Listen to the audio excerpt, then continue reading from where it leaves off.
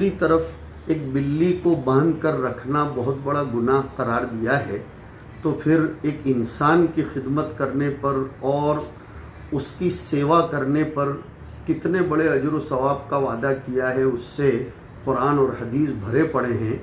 असल में इस ज़माने में सबसे ज़्यादा ज़रूरत है पॉजिटिव थिंकिंग पैदा करने की और मज़हब की असल किताबों की तरफ और वो असल किताबों की गाइडलाइंस करने वालों की तरफ रुजू करने की, मिस गाइड से अपने आप को बचाने की।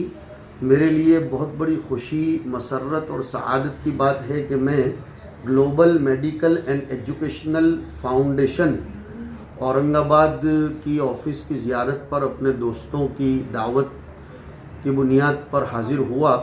इन लोगों की एक्टिविटीज़ को मैंने देखा, माशाअल्लाह ये एजुकेशन लेवल पर, फिर कैंसर हॉस्पिटल में आने वाले मरीज़ों और उनके रिश्तेदारों की खिदमत के लेवल पर, और इसी तरीके से बहुत से रिफाही उमूर और लॉकडाउन में इंसानों को रिफाही खिदमत तक़सीम करने की हैसियत से इन्होंने बड़ी खिदमतें अंजाम दी।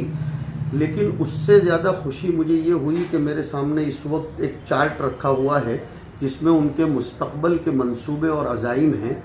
कोरोना की महामारी में हम लोगों ने जो बहुत बड़ा सबक लिया है वो ये कि इंसानियत को मेडिकल की लाइन से भी खिदमत का मैदान बिल्कुल खाली पड़ा हुआ है और इंसान की सेहत ये सबसे अहम चीज़ है।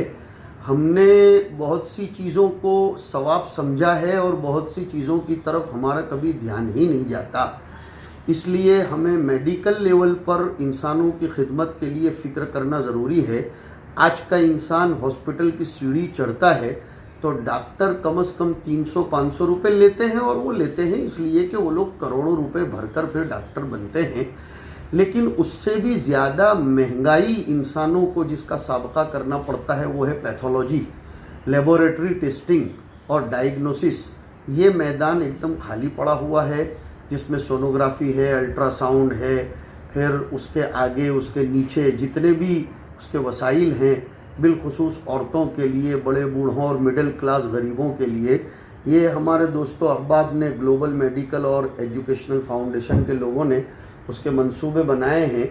मैं इस सिलसिले में चाहूँगा कि हम लोग इसको भी इबादत का एक शौबा समझकर इसमें हिस्सा लें, इसलिए कि जन सेवा वही प्रभु सेवा, ये हमने बचपन से सुना है। खिदमत खल्क़ से खुदा मिलता है। अल्लाह रब्बुल इज़्ज़त हम सब के दिलों में इंसानों की महब्बत पैदा करवा के उनकी खिदमत के मौक़े मैसर करता रहे, वरना आदमी अपनी ज़िंदगी गुजार कर चला जाए तो फिर इंसान में और हैवानों में, जानवरों में कोई फ़र्क नहीं रहता। हुज़ूर सल्लल्लाहु अलैहि वसल्लम ने, इस्लाम के महान पैगंबर ने छोटे से जुमले में बहुत बड़ी बात कह दी कि सबसे बेहतरीन इंसान वो है जो लोगों को नफ़ा रसानी का काम करता हो।